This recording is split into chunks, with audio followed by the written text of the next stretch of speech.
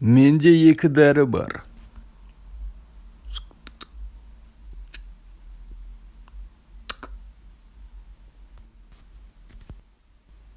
Қызыл және көк дәрі.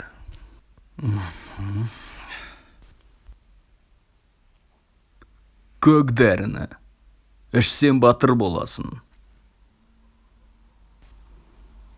Қызыл дәріні ішсен қыз текеге айналып кетесің. Қай дәріні ішесің?